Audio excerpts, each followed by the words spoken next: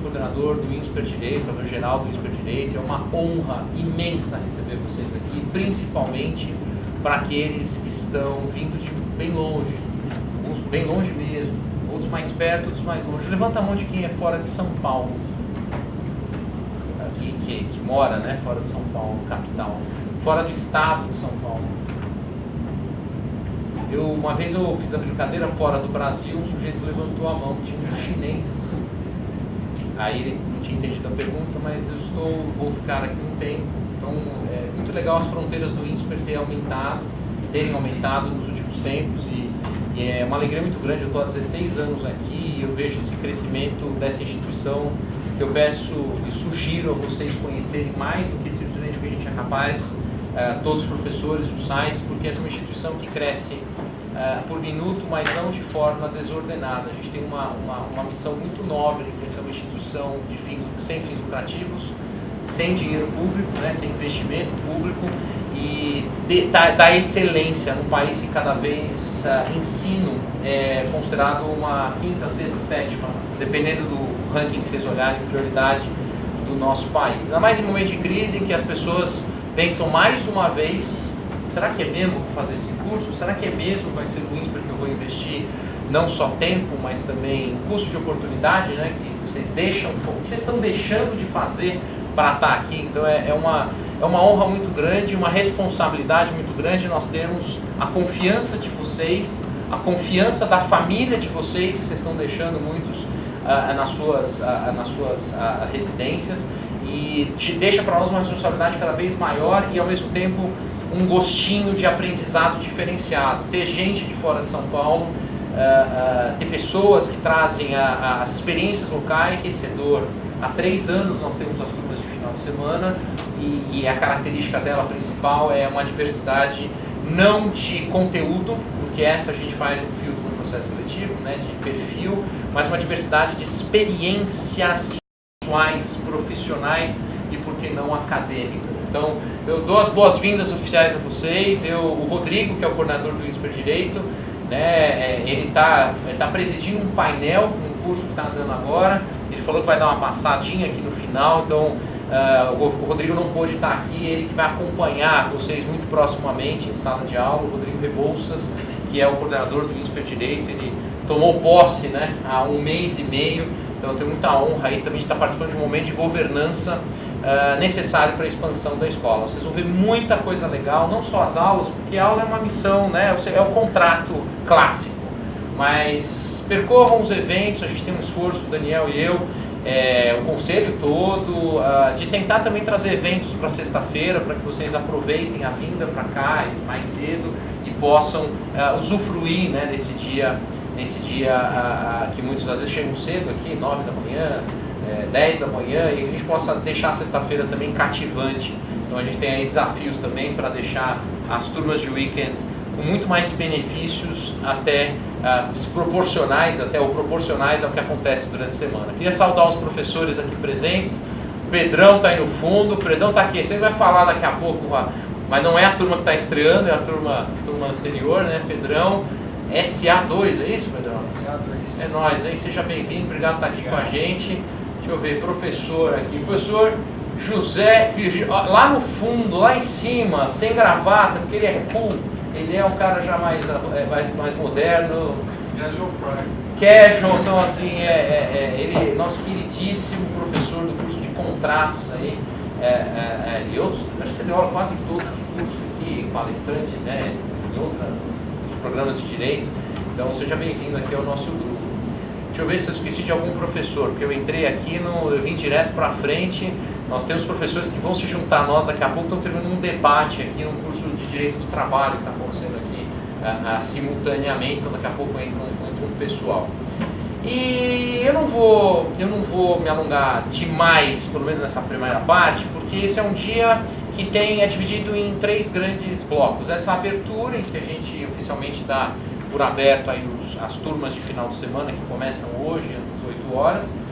Também é um dia muito importante, porque nós vamos homenagear, sempre homenageamos, na verdade o Conselho do INSPER decidiu durante o ano de 17, homenagear os professores mais longevos de tempo, de casa que mais contribuíram na história dessa casa, não só para o direito, isso eu posso garantir, para muitas outras coisas nessa escola, e também para, na terceira parte, apresentar aí um pouco, né, o kit primeiros socorros para vocês entrarem no curso na sequência. Então, são 3 grandes etapas, a primeira delas eu encerro agora, então dou a todos vocês excelentes boas-vindas. Eu estou à disposição de vocês, totalmente. Vocês vão ter o Rodrigo à disposição de vocês o tempo todo. Vocês vão ter o assistentes em sala de aula, os AEIs o tempo todo, a estrutura toda. Eu espero que vocês tenham 2 anos maravilhosos aqui conosco. Bem, temos 2 formas de fazer essa homenagem. A forma que nós fazíamos até o ano passado, que era o coração. O coração falávamos, ninguém preparava nada, a gente falava que tinha do coração. Fizemos 2 testes, 3 na verdade. O primeiro teste com o professor José Luiz Conrado Vieira, em janeiro, numa homenagem, a primeira homenagem delas, e foi totalmente escrita, tá? Claro, sempre com participação. A segunda delas, o professor Luiz Cláudio Montoro, também um grande professor na casa, no mês de abril, turmas de semana. Daniel é o 4º, porque o terceiro aconteceu segunda-feira. O professor André Franco de Moraes foi escrito, mas foi escrito por alguém que ele trouxe para cá, o professor Rogério Pérez, sem comentários nenhum da coordenação. Foi uma homenagem feita por alguém que veio pela mão de quem o trouxe.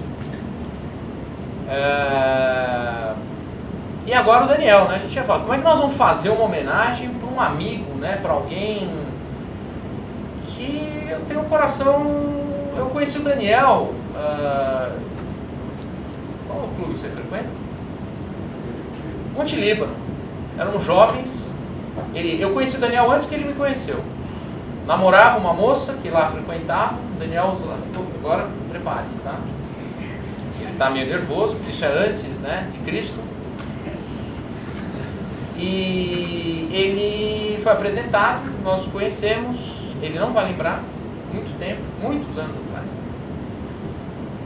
E depois eu vim para o INSPER, não vim no momento de abertura, e ele me surpreendeu porque o primeiro curso do qual eu participei como coordenador foi o curso de Direito Societário.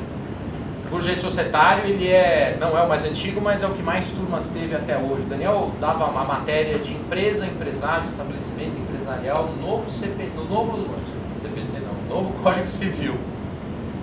E começando, eu tenho quase próximo de idade, né? Eu falei, que esse Daniel Martins Boulos, né? E tinha um tal de Eduardo Boulos também, né? No mesmo curso. Como é que nós vamos gerenciar 2 primos do mesmo curso? Cara, eu sou da área de governança, como é que eu lido com essa informação? Poderia ficar 3 horas para falar com o Daniel, e aí a gente ficou pensando como é que a gente poderia, além de homenagear, fazer algo diferente. O professor Rodrigo Rebouças, ele foi indicado por você, né? E hoje ele se tornou o coordenador do INSPER Direito, ele está terminando um evento, e aí chegou uma contradição, eu falei, Rodrigo, você não quer escrever homenagem? Eu falei, mas André, eu não vou estar no lugar, vou escrever um negócio para você ler? Pois é o que vai acontecer.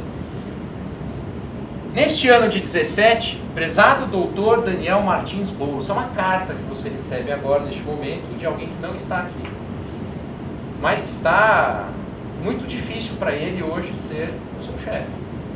Você trouxe alguém para ser o seu chefe. Neste ano de 2017, comemorando 18 anos do INSPER Direito, 18 anos, hein? Pô, 18, hein? Maioridade civil, como diria o tio do Homem-Aranha antes de morrer, com grandes poderes, grandes responsabilidades.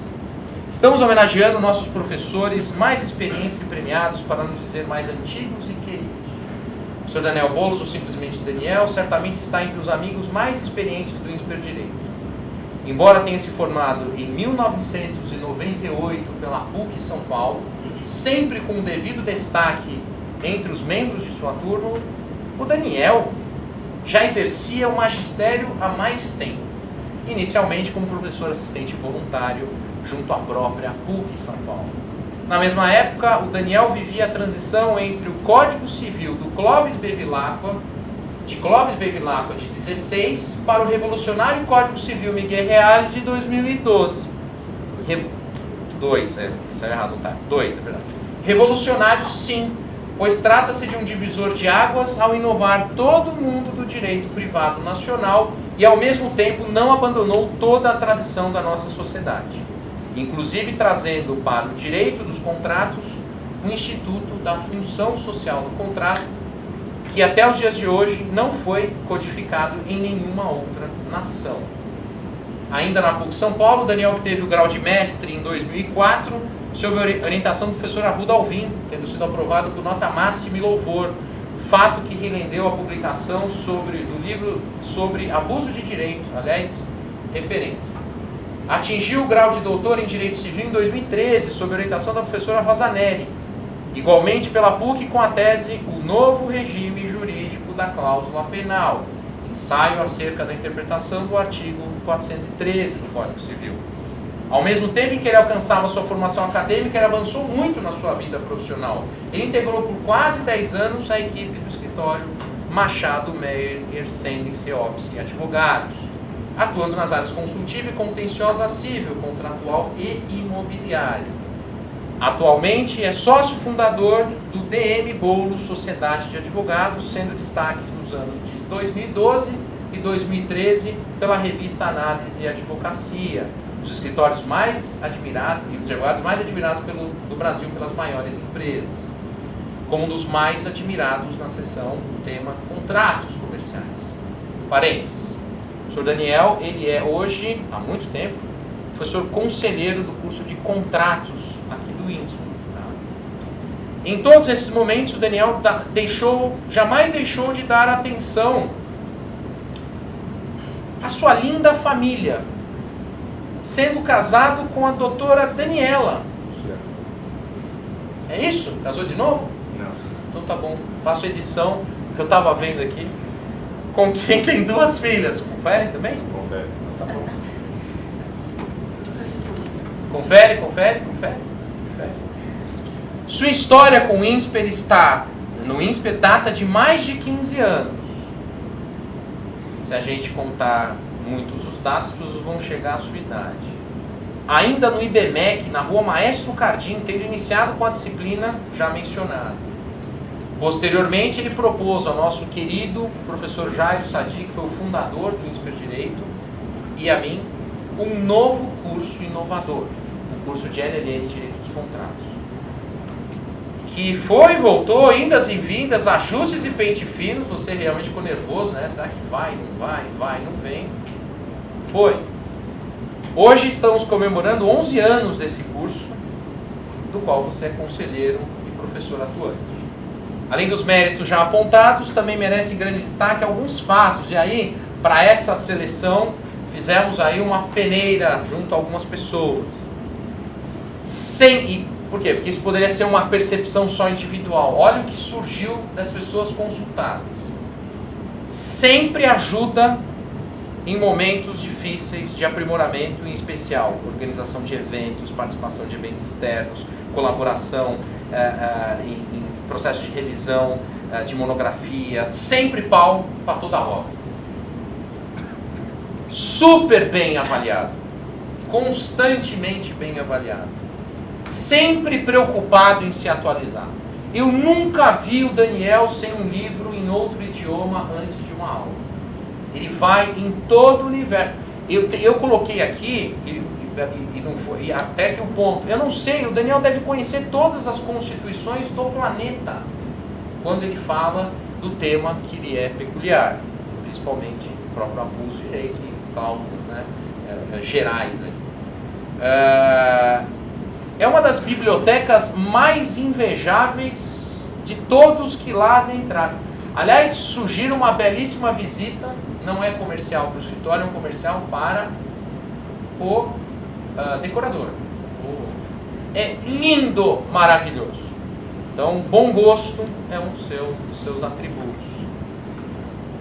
Reza a lenda reza a lenda que você tem um pacto com todos os constituintes, todas as pessoas que fizeram as funções do mundo. As pessoas estão falando brincadeiras aqui, eu não estou lendo, mas depois você vai ler. Excelente promoter. Região do Oscar Freire, conhece tudo. Quem precisar das turmas de weekend, quiser fazer um tour aqui em São Paulo, conhecer, conhece todos os bares e restaurantes da região. As nossas reuniões do conselho tornaram-se mais produtivas com o acréscimo desse atributo. Voz equilibrada. Voz equilibrada. Daniel, leal, parça, verdadeiro. Olha para ele e a gente sente verdade. E contribui para trazer gente, sempre com desprendimento. Vale ainda que ele nos representou em 2012 na Suíça, no intercâmbio de professores, que é o mesmo do intercâmbio de alunos que eu falei já com alguns que participaram do encontro presencial, o professor Rodrigo nas entrevistas. É um convênio que nós temos, o professor Daniel Boulos foi o nosso representante, o que nos honra muito nesse convênio, com a Jade Sangalin e com a Fundação Lehman. Mas o Daniel não é apenas professor e conselheiro do LLM, ele é conselheiro de todos nós. Você tem uma dúvida, um problema, graves alguns, a gente sempre discutindo dilemas de decisão, o Daniel sempre uma voz conselheira, educado, o professor Daniel é muito educado, sempre. Você já falou palavrão, filho? Bastante. Ouve. Para mim, Rodrigo, e aí falo dele, pessoalmente o Daniel é o grande amigo desde 2007. Ele ficou super, a gente ficou num dilema. Ou seja, como é que nós faríamos? Ele convive, e eu vou ler, não vou fazer a leitura linear, mas o que ele quer passar para você e o que eu adiciono, porque tem 10 linhas de agradecimento a você de quem hoje pode ser considerado, até o meu chefe. Sabe como a gente conheceu? Você lembra? Foi meu assistente. Não. Uma coisa é você, como é que ele teve a tua atenção na pergunta. Você não me recorda? Recorda? Diz que ele pegou o telefone e te ligou um dia, do nada, e pediu uma ajuda sobre ideias do pré-projeto da dissertação que ele ia levar para o mestrado. E algumas dicas para o processo seletivo. Na hora, disse que foi super rápido, você convidou para um café na mesma tarde, mas fez um alerta que pelo jeito ele copiou e colou. Vamos lá no Café Suplicy da Lorena, pois estou estruturando o meu novo escritório, me encontre lá às 15 horas. Segundo ele caprichou até na roupa, botou o melhor terno, botou a melhor gravata, afinal, professor Daniel Boulos. Você chegou, ele chegou com 20 minutos de antecedência, extremamente nervoso, e eu pedi para ele me contar isso, para eu poder ler isso com alguma visualização do que aconteceu. Uma das características do Daniel é a pontualidade. Agora eu aprendi, porque na verdade a minha é o inverso. E ele sempre foi educado, ele não me deu bronca, olha atrás, mas ele sempre, é verdade, depois que a gente fez essa homenagem, eu falei assim, caramba, quando a gente pensa para parar no ser humano, a gente não para as pessoas com essa profundidade. O Rodrigo chegou 20 minutos antes, o Daniel chegou 10 minutos antes. Ele falou, vou tentar surpreendê-lo chegando antes, o Daniel ia surpreendê-lo, chegar antes, chegou 10 minutos antes. Vou falar no coach dele, eu estava todo alinhado, com um dos meus melhores ternos, uma bela gravata nova. Entra o Daniel no Café Suplicy com um chinelo havaiana, bermuda e uma camiseta típica de ficar em casa. E mais, solta a seguinte frase na primeira, Rodrigão, estou trabalhando no home office, o escritório está de pernas pro ar. Não sei se é verdade, Eu acredito. Acho que só o chinelo foi um exagero. A bermuda e a camiseta não gostam. Logicamente, passei a tirar a gravata, passei a tirar o cavaletó, rolou um clima, não rolou um clima, e abri o botão do colarinho da camisa. Ele conheceu Daniel Boulos. Recado entendido. É hora de trabalhar e estudar muito, né, pessoal? Aqui é exatamente nessa homenagem o que o Rodrigo e eu estou adicionando aqui, porque a gente bem que combinou esse texto, que vocês façam quando chegarem para suas salas de aula da mesma forma. Chega, relaxa e enjoy the talk, como diriam os americanos. Gente, é hora de trabalhar e estudar muito para uma nova jornada. Ele sentiu na hora. É a mesma mensagem que a gente está passando para vocês. É hora de começar uma nova jornada, uma nova relação. Só não é o café Lorena. Não é o café da Lorena. O Daniel me ensinou até mesmo sem dizer uma única palavra, mas deixando bem claro que havia deixado seus afazeres da sua própria casa para me ajudar. Coisa de amigo, ou melhor, coisa de irmão. Todos nós aqui do INSPER estamos do mesmo jeito recebendo vocês. Nosso custo de oportunidade é altíssimo, mas o nosso benefício aqui é muito gratificante. Esse é o professor Daniel Boulos, um verdadeiro irmão e parceiro, sempre pronto para ajudar os outros e atuar com extrema excelência na sua vida pessoal, profissional, acadêmica e junto de amigos e alunos. Obrigado, irmão. Falo eu e ele ao mesmo tempo. Daniel, espero que você sempre continue sendo essa pessoa especial, a qual tenho muita honra de ser seu amigo. É uma honra ter o prazer de escrever essas breves palavras em agradecimento especial, além do inequívoco agradecimento em nome do INSPER. Infelizmente não pude estar presente nessa cerimônia de homenagem a vocês, mas tenho certeza de que o André, igualmente irmão de todos nós, dará a devida emoção e reconhecimento que você merece. Em meu nome e em nome de todos os alunos, professores e colaboradores, familiares, amigos e até inimigos, muito obrigado. Peço uma salva de palmas ao professor Daniel Martins Boulos, o nosso professor homenageado das turmas de Weekend de julho, terceiro trimestre de 2017. A turma é sua e para simbolizar o nosso agradecimento, se você puder vir aqui na frente, queria entregar em nome do INSPER não só o discurso que eu li, depois a gente edita antes de você levar para casa para sua esposa não reclamar, essa placa comemorativa para você colocar junto com a sua coleção de outros prêmios que você igualmente já recebeu na vida. Obrigado, Luiz. Bem, agora nós vamos apagar a luz que está fácil falar. Daniel Boulos, depois eu passo o vídeo de serviços e a gente recebe oficialmente para a parte mais operacional do curso. Turma é sua, Daniel. Vou ficar aqui aprendendo mais um pouquinho. Gente, obrigado. A turma é sua, Daniel. Gente, boa tarde a todos. Como vocês perceberam, é bom ter amigos, né? Exagera um pouquinho nas palavras, mas enfim, é uma honra, um prazer poder dividir com vocês um pouco das reflexões que eu tenho acerca deste tema, que é um tema que, de certa forma, está bem ligado ao nosso dia a dia. Tá? Eu escolhi um tema, eu sei que vocês são de tributário societário, muito embora, por exemplo, o Antônio já fez contratos comigo, você deve ter gente que atua também no contencioso civil de contratos, mas eu escolhi um tema um pouquinho mais amplo para a gente discutir, que está muito ligado ao nosso dia a dia, e logicamente a gente vai depois particularizar um pouquinho para a parte de contratos ou para a parte de direito privado. Antes, no entanto, eu gostaria de uma forma bastante emotiva, agradecer ao INSPER, a instituição, essa que tem sido a minha casa nos últimos 15 anos. Eu comecei a dar aula bem cedo, 22 anos incompletos.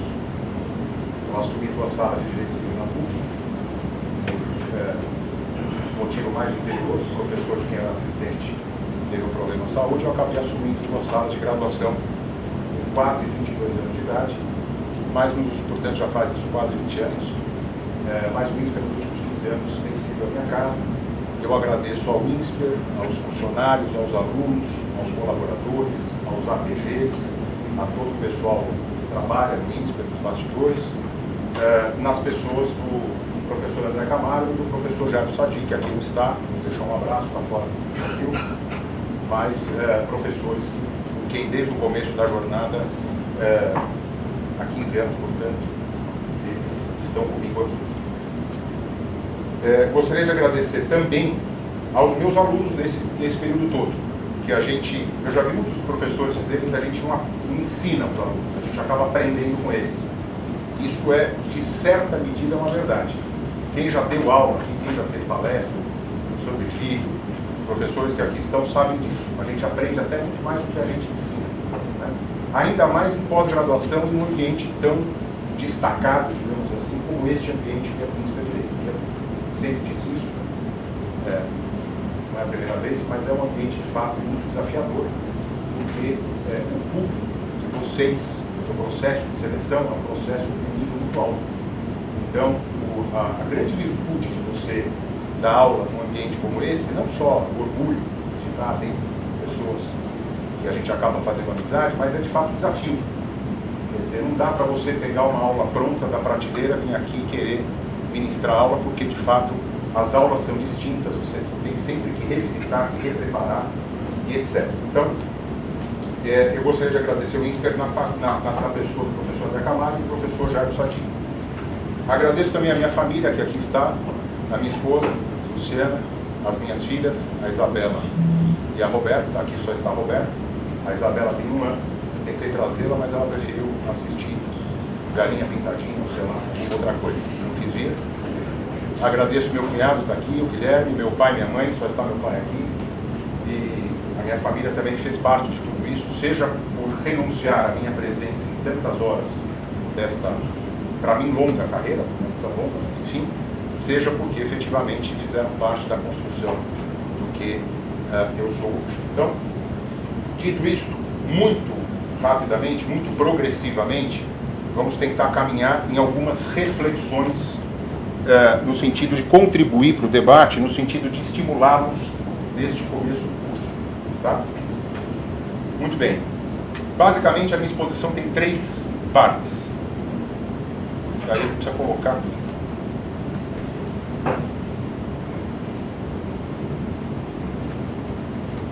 Um minutinho só que já vai.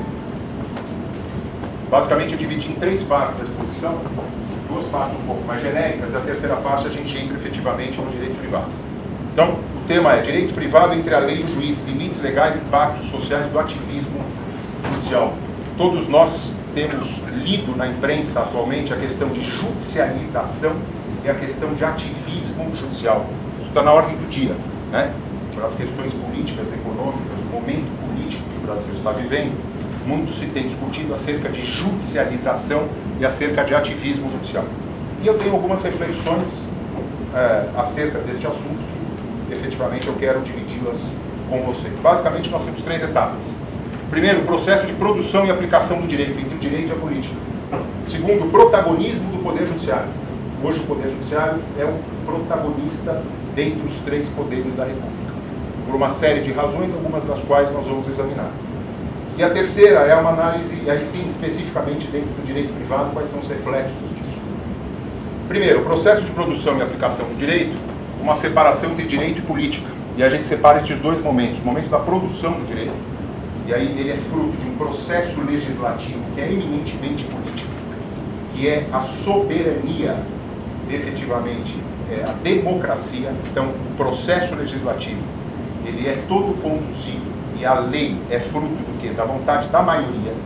Então, neste momento do tempo, efetivamente é o momento onde existe uma vontade política, uma vontade popular, e onde a política se entrelaça com o direito. Quer dizer, a produção legislativa é um momento eminentemente político. Quando você chega na aplicação do direito, pretende-se uma independência entre o direito e a política. Quer dizer, existem mecanismos por meio dos quais o Estado procura preservar a aplicação do direito, isentando da interferência política. Alguns destes mecanismos, por exemplo, separação de poderes. Os poderes são independentes e harmônicos, nem tão harmônicos, como a gente tem visto ultimamente, mas pretensamente harmônicos. A independência do Poder Judiciário no que tange a parte administrativa, a parte organizacional, a parte de orçamento, e a vinculação do juiz, do Poder Judiciário, à lei. Ele tem que aplicar a lei, a norma jurídica. E a gente vai discutir um pouquinho mais para frente o que é isso. Vejam vocês que a produção do direito, aqui existe um elemento de vontade. Na aplicação do direito, existe um elemento de razão. O sistema jurídico pode ser aplicado de uma forma racional no sistema capitalista. Então, aqui, a política, ela se entrelaça com o direito de uma forma umbilical. Neste momento do tempo da aplicação, pretende-se o quê? Pretende-se isolar o direito da política, muito embora esta independência não seja o quê? Não seja ela absoluta. Muito bem. Por que não é absoluta? Porque o Poder Judiciário, não raro, quando julga, interfere nos outros poderes.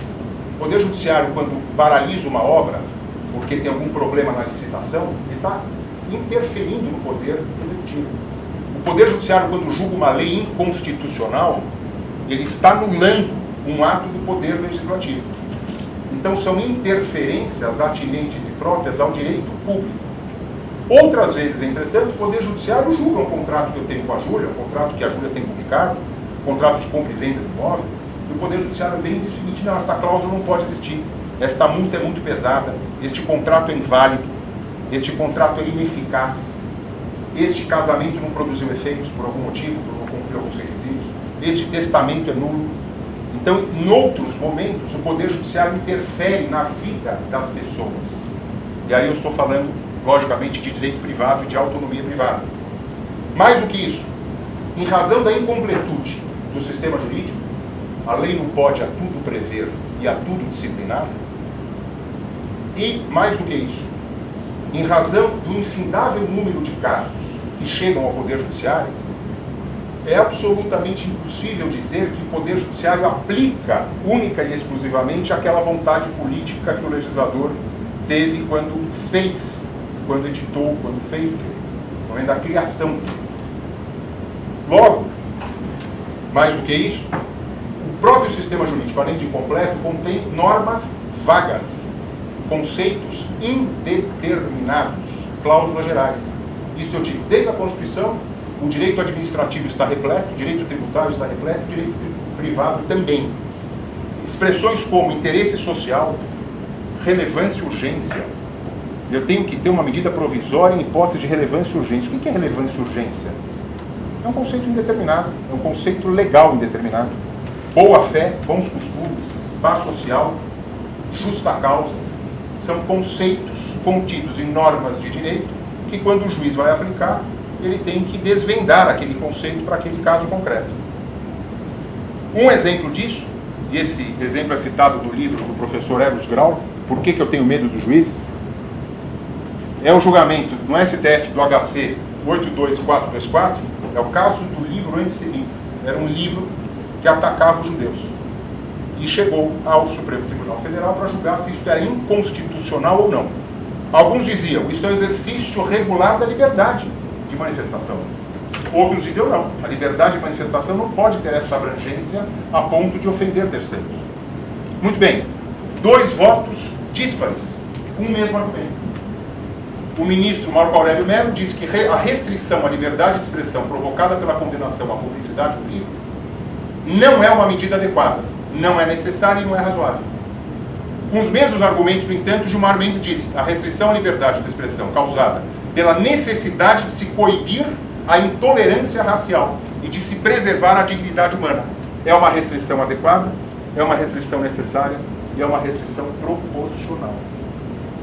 Vejam vocês, portanto, que neste momento da aplicação do direito, eu tenho um momento bastante complexo.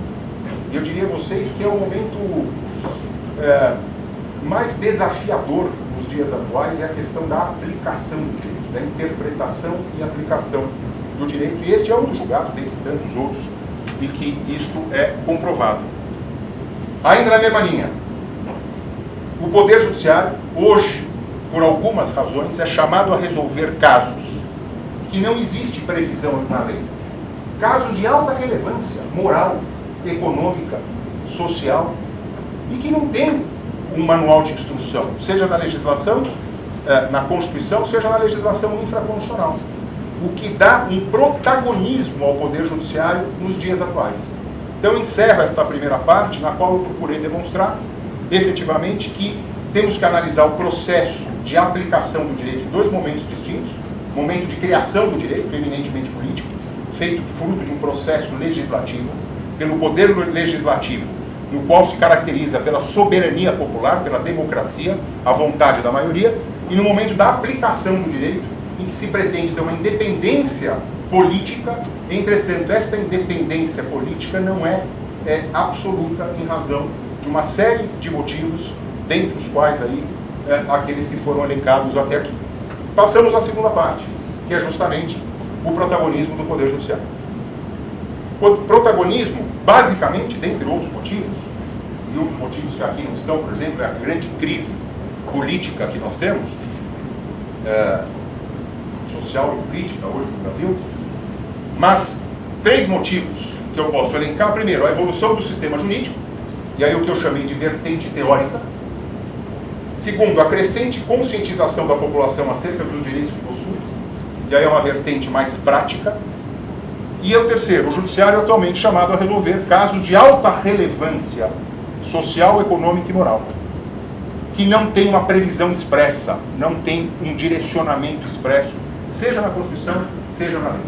E aí eu chamei, de forma usada, de vertente dramática. A primeira delas, a evolução legislativa. Se pegarmos como marco histórico a Constituição Federal para cá, 1988, nós temos, em 1988, a Constituição Cidadã, que é uma das constituições mais abrangentes do mundo ocidental, que procura abraçar tudo está na Constituição. A gente brinca, a Constituição só não entrega a pessoa amada em 3 dias. O resto, você tem tudo na Constituição.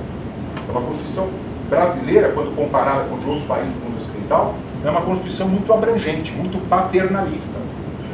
Pelo momento histórico, político que o Brasil vivia, vindo de 20 anos de ditadura militar.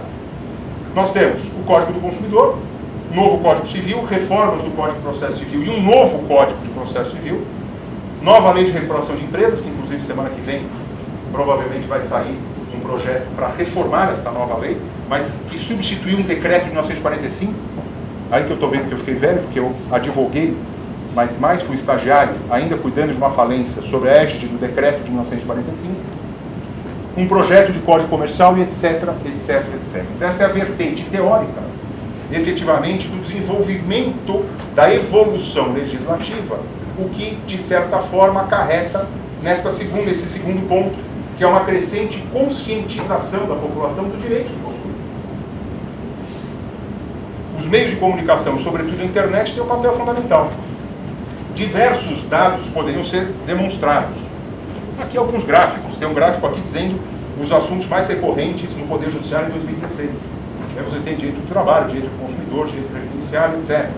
No direito do consumidor, você tem lá 13%, novos casos, 65% responsabilidade, 39% bancos, enfim. O juizado especial de pequenas causas, um caso era julgado em poucos meses, hoje leva anos. Então, esta é uma vertente prática que vem a reboque da vertente teórica da evolução legislativa. Não só a legislação evoluiu, como as pessoas tomaram mais consciência dos direitos que possuem. Isto levou o quê? Um assoberbamento do Poder Judiciário, porque as pessoas judicializam mais as suas questões. E o Judiciário tem que coibir, de certa forma. Porque, por exemplo, um dos exemplos, aqui é um só, tem tantos outros, a tal da indústria dos danos morais. Qualquer coisa que se fale hoje, a gravata sua não está meia torta, por dano moral. Você pisou no pé da pessoa, falou do sapato, não, dano moral.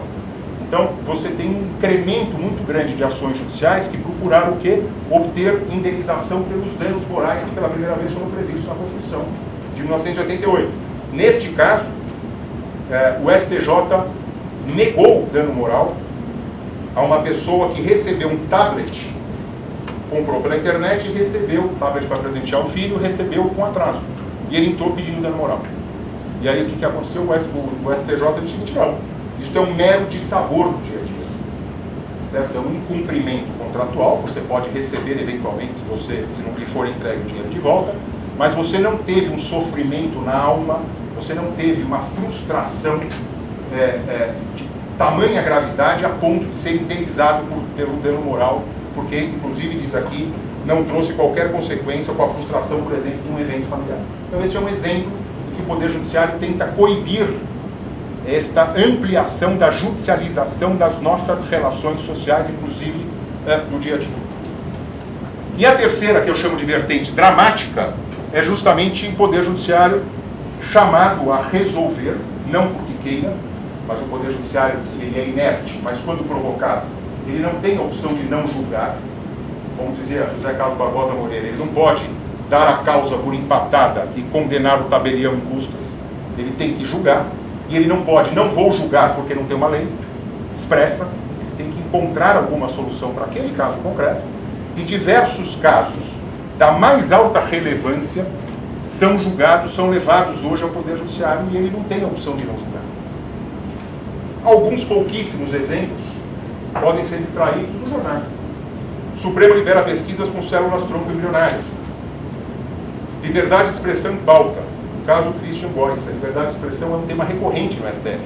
Qual que é o limite desta liberdade jurídica que eu tenho de me expressar? Qual que é o limite da liberdade de imprensa? É um direito que não tem limite algum ou é um direito limitado? Qual que é se é limitado, qual é o limite que ele possui? Né? O mandato é do partido. O STF julgou a questão da fidelidade partidária, dizendo que o mandato é do partido, não é da pessoa. Não é norma absolutamente nenhuma no sistema jurídico que diga isso. Mas interpretando o princípio democrático, o STF extraiu esta norma e julgou desta forma, interferindo no mandato que o povo dá a um legislador. Então veja que o Poder Judiciário está, de certa forma, interferindo no mandato popular a alguém que foi eleito para legislar em nome do povo. Veja a gravidade disso. STF decide que o senador que mudar de partido, mesmo assunto, poderá manter o mandato. Por 10 votos a 1, ministros definem a demarcação da reserva indígena. Então o STF tem que, inclusive, dizer a reserva indígena vai até tal lugar ou até tal lugar, qual o tamanho da reserva indígena num determinado estado do Brasil.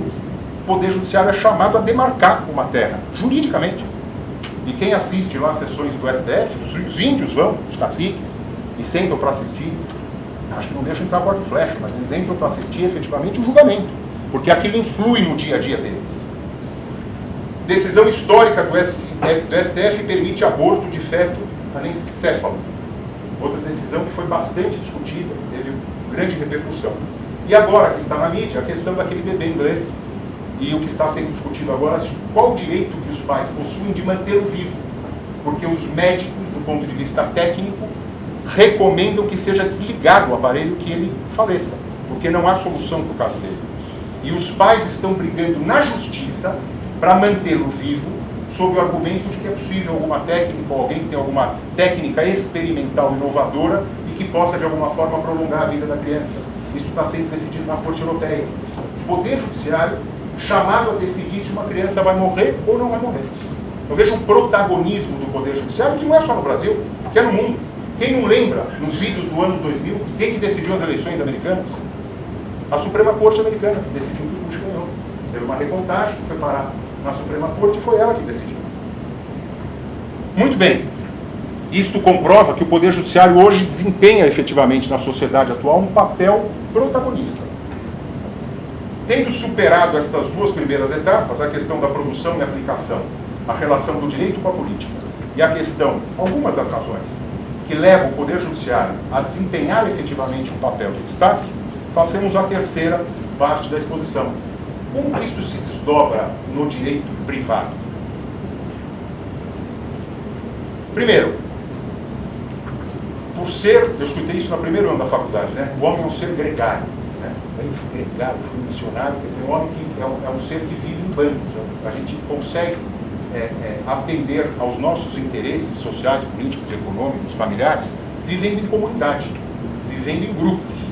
O menor grupo de todos é a família, e aí da família eu sou membro de um clube, eu sou membro da comunidade do Windsor, e é efetivamente até a sociedade como um todo. Então o homem necessariamente vive nesta relação com outros homens. E é óbvio que nesta relação de dia a dia existe um entrechoque de esferas jurídicas. Existem diversos momentos em que as pessoas litigam, em que as pessoas disputam, em que as pessoas discutem, pelos mais variados motivos. Do ponto de vista jurídico, cada pessoa tem uma esfera jurídica, e esta esfera jurídica, em determinado momento, se entrechoca com outra esfera jurídica. Pode ser a batida de um carro, pode ser a separação litigiosa no casamento, pode ser a discussão numa arbitragem de um contrato de obra muito complexo. É um entrechoque na esfera jurídica, onde uma destas esferas experimenta danos. E o direito tem que escolher se os danos continuarão experimentados por aquela pessoa titular daquela esfera jurídica, ou se aqueles danos serão imputados, alocados em outra esfera jurídica. Ele vai transferir os danos a outra esfera jurídica.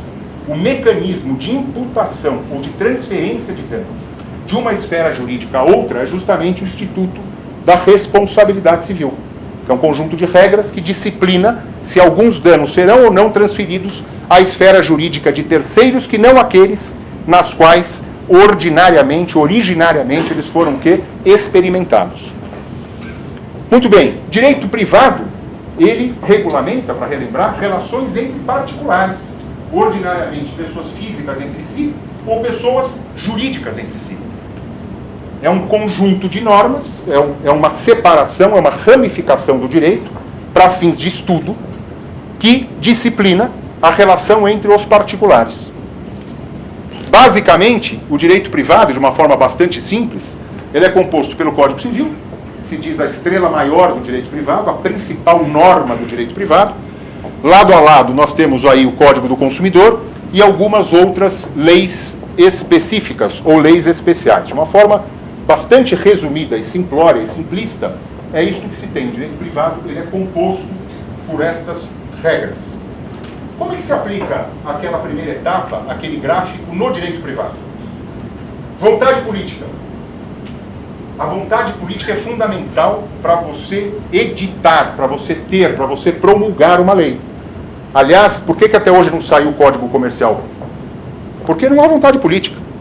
Por que muito rapidamente foi aprovada, não vou entrar no mérito do que está por trás ou pela frente, se é bom ou se é ruim, mas foi aprovado a reforma trabalhista? Porque existiu, em determinado momento, vontade política de se aprovar a reforma trabalhista. O maior exemplo histórico de vontade política é Napoleão Bonaparte, que de fevereiro de 1803 a março de 1804, o quinto projeto revolucionário, feito, projeto esse elaborado por 4 juristas nomeados pelo próprio Napoleão, ele aprovou o Código Civil francês. Foi um código mais rápido. Por exemplo, o Código Alemão foi aprovado em 1896, 22 anos de processo legislativo. O Código nosso, civil atual, em vigor, 22 anos de processo legislativo. O Código Napoleônico em 1 ano. Por um motivo muito simples, vontade política. Balzac já dizia que Napoleão é um homem que tem na cabeça um código e uma espada. Portanto, é um homem de palavras e um homem de ação. Das 107 reuniões do Conselho de Estado, nas quais foram discutidos o projeto do Código Napoleão, ele, que não era jurista, que era militar, capitaneou, orientou e dirigiu, dizem alguns, com mão militar, mais da metade, 56 sessões ele comandou expressamente. E mais, nas 2 primeiras assembleias, onde este código sofreu uma repulsa política pelos legisladores, o que fez Napoleão? E quem achar que nós estamos vivendo em 1803, agora, não é mera coincidência. Substituiu os deputados que votavam contra. Você vê que o que fizeram aqui não tem grande originalidade, fizeram há pouco tempo atrás, no Brasil. Ele substituiu e colocou alguns outros deputados que facilitaram, ou seja, vontade política para aprovar o Código Napoleônico. Com todo o brilhantismo, com toda a polêmica que esta pessoa, este personagem histórico tem, inclusive na campanha do Egito, o nascimento da egiptologia moderna, para quem não sabe, foi Napoleão, porque ele descobriu esta pedra, que é a pedra de Rosetta, no Cairo, e a partir desta pedra conseguiu o quê? Conseguiu-se entender os hieroglifos. Então, a partir dela, o nascimento da egiptologia é a campanha de Napoleão ao Egito no final do século XVIII.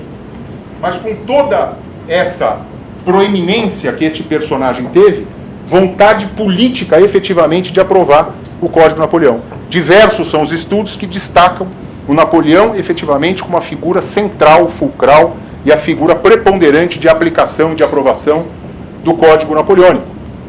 Numa dos lugares que ele viveu, o Palácio de Malmaison, ele tinha a sua biblioteca com 4.500 livros, onde ele estudava muito direito e muita história, apesar de não ser, te repito, não ser jurista. Essa biblioteca, quem for visitar, está inclusive hoje lá intacta, hoje só tem 500 livros, mas à época tinha 4.500 livros. Muito bem, o Código francês, por ele feito, em 1804, foi um dos grandes códigos, é ainda, tido como uma grande codificação. E quem sabe, a maior obra de direito civil, não do ponto de vista técnico, mas do ponto de vista histórico, efetivamente já foi formulada, do qual os outros todos, e o Código Brasileiro de 2016, efetivamente provieram, sofreram a influência deste código. Diversos são os livros que tratam dos caráteres, da influência, por exemplo, do direito europeu, do Código Civil francês, no mundo do common law, com a influência que ele teve, por exemplo, no Código de Louisiana, no estado americano que tem um Código Civil, na província de Quebec, nos 2 códigos civis que essa província tem no Canadá. Mas, logicamente, que este Código Napoleônico, ele hoje estaria absolutamente desatualizado. Só não está porque ele sofreu muitas modificações. Então, muitos são os estudos que procuraram tentar identificar a necessidade de reforma do Código Napoleônico, a ponto de o livro, talvez mais paradigmático, na metade do século XX, esse livro é bastante paradigmático, diz o seguinte: a revolta dos fatos contra o Código.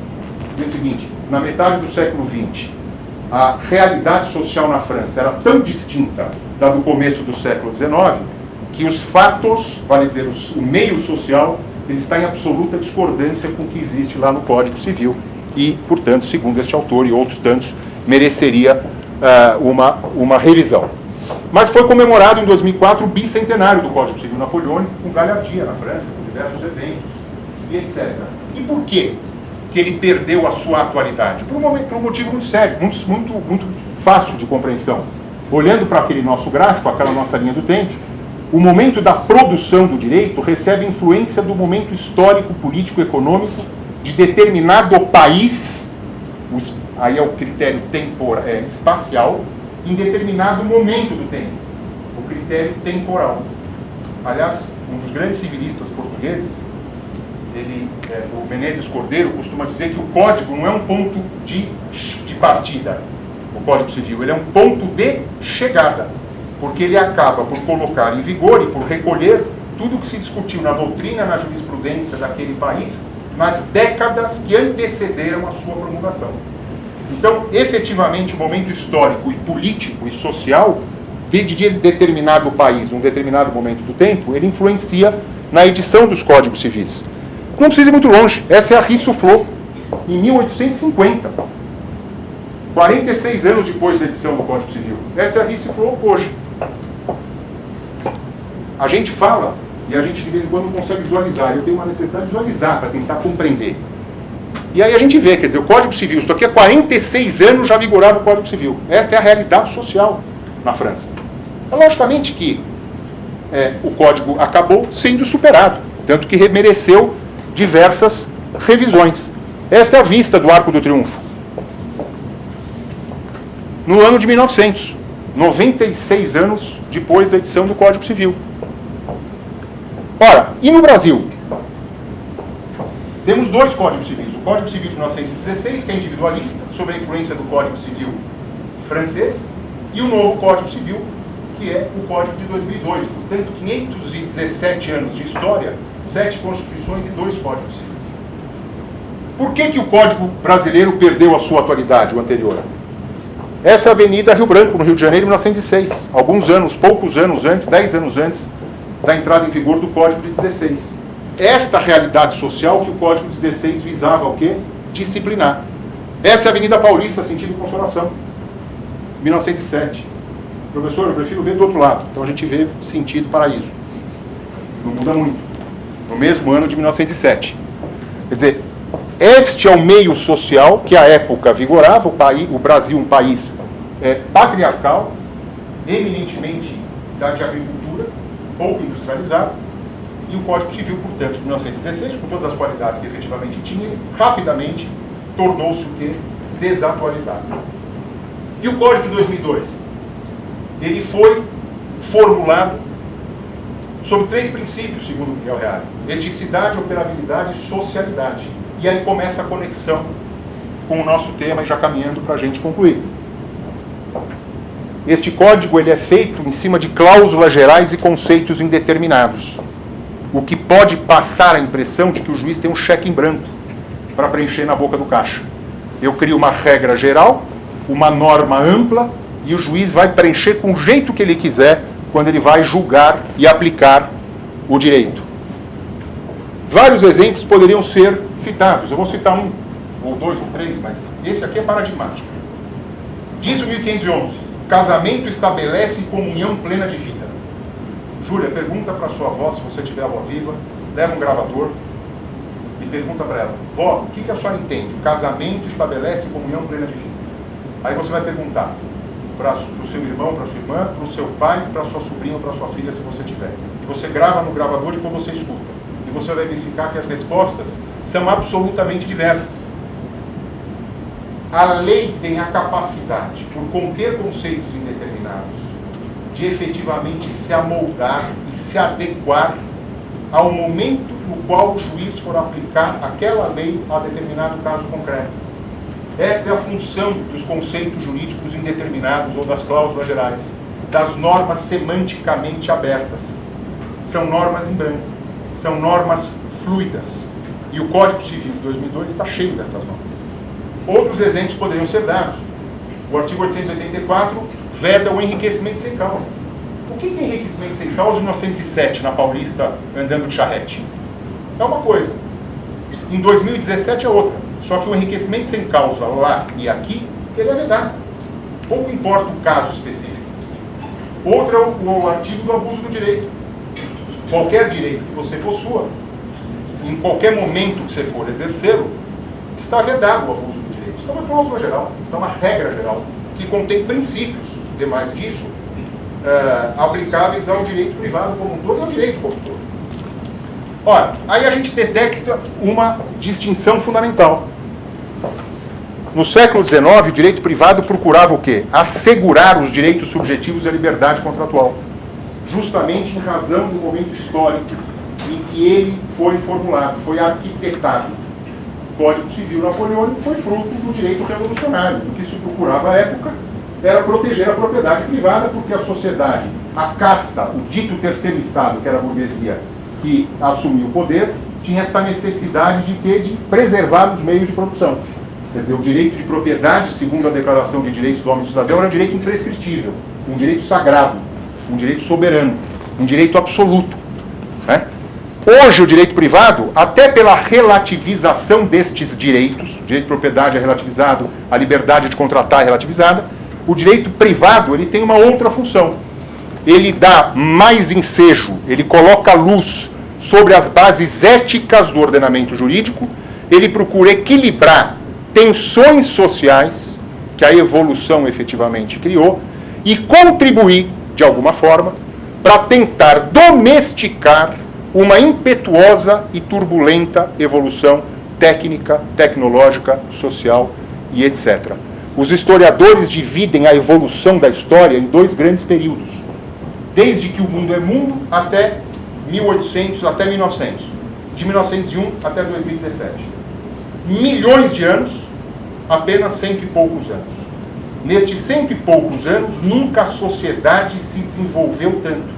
E a comparação ela é absolutamente, digamos assim, injusta. Porque em 100 anos a evolução foi muito maior do que nos milhões e milhões de anos anteriores. Então o direito privado hoje ele assume uma nova função. Eu gosto muito do que diz o professor Eros Grau. Ele diz o seguinte: existem artes alográficas e artes autográficas. O romance e a pintura são artes autográficas. Eu não preciso de intérprete. Eu leio um romance, eu vejo uma pintura, tá certo? O autor contribui sozinho para a realização da obra. As artes alográficas, por exemplo, a música e o teatro, eu tenho dois momentos. A obra, o momento de se fazer a obra e o momento de se interpretar a obra. Eu tenho a partitura, a música é feita, mas eu preciso de intérprete para aquilo lá. O teatro é igual. Eu tenho a redação de uma peça teatral, mas eu preciso dos atores para poder interpretá-la. Então são artes, diferentemente daquelas segundas, que são as autográficas, a obra se completa com um concurso de dois personagens, o autor e o intérprete. E o direito, diz o professor Eros Grau, está nessa segunda. O legislador faz a lei, faz a norma, mas é necessário que o intérprete a interprete. E interpretar é extrair do texto a norma. Não é um mero processo de subsunção dos fatos à norma e aquela subsunção automática. Que dizia Pontes de Miranda, que se isso existisse, O juiz seria o braço mecânico do legislador, só que um braço mecânico sem cabeça, sem consciência. Isso não existe. Quer dizer, o juiz, ele vai extrair do texto a norma. Inclusive, para dizer que a norma é clara, para dizer que é clara, eu preciso extraí-la, e, portanto, eu preciso interpretá-la. Então, é neste momento de aplicar, é que existe, eu preciso interpretar para aplicar. E interpretar é extrair do texto, daquele conjunto linguístico, a norma que será aplicada àquele caso concreto. Isso é muito comum e muito certo quando eu falo em contratos. E aí os momentos são distintos. Eu tenho um contrato, instrumento jurídico. Então vamos pensar no contrato de compra e venda que eu assino com alguém. Eu tenho todos os interesses, anseios, preocupações, avaliações, etc., das partes que negociam o contrato, e elas procuram inserir naquele instrumento, refletir naquele instrumento, seus anseios, suas preocupações, seus interesses econômicos, refletir o seu business plan, etc., naquele instrumento. Este contrato ele é regulamentado, ele tem uma regulamentação legal, no Brasil diferente, parecida, mas diferente de outros países. E esta regulamentação legal, que é a lei, sofre sim a influência do momento histórico, político, econômico vigente no Brasil, no momento em que esta lei é editada. Muito bem. Para finalizar, um exemplo que está no nosso dia a dia hoje.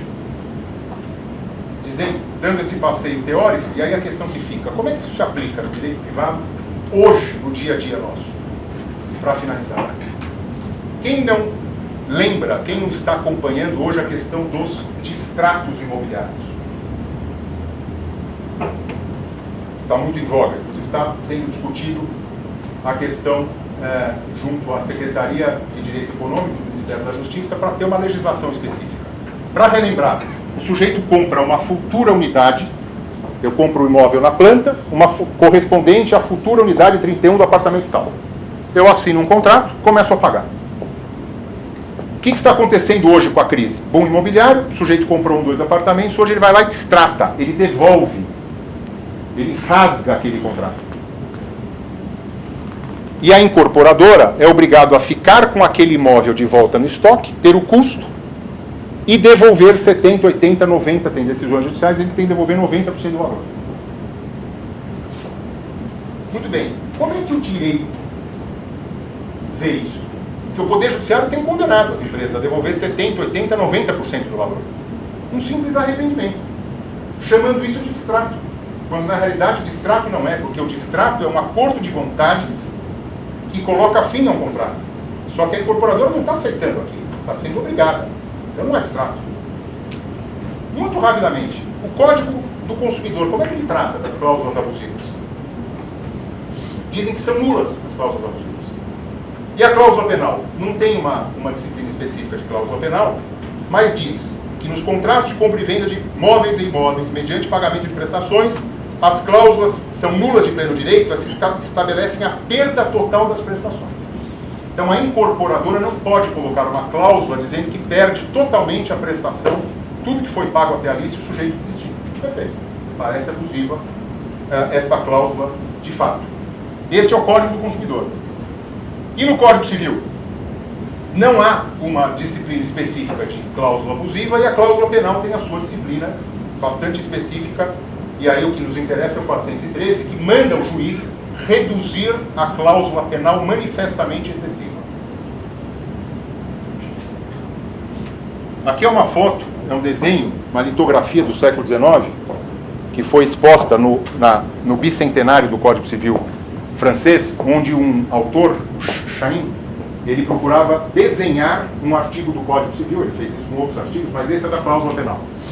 E veja como é que ele retratou a cláusula penal, que era o artigo antigo 1226.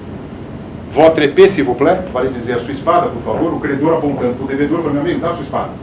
Mas a cláusula penal era um mecanismo efetivamente de pressão, onde o devedor ficava ali constrangido, oprimido, acuado, e o credor dizendo a ele, né, praticamente ameaçando de morte.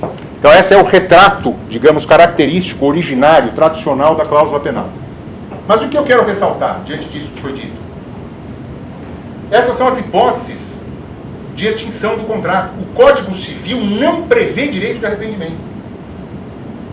E o Código do Consumidor? Prevê. para as compras feitas fora do domicílio. Quem comprar pela internet, comprar pelo telefone, tem 7 dias o prazo de reflexão para poder devolver, só nesta hipótese. O Código do Consumidor, que é mais radical, que é mais protetivo, não prevê hipótese de arrependimento.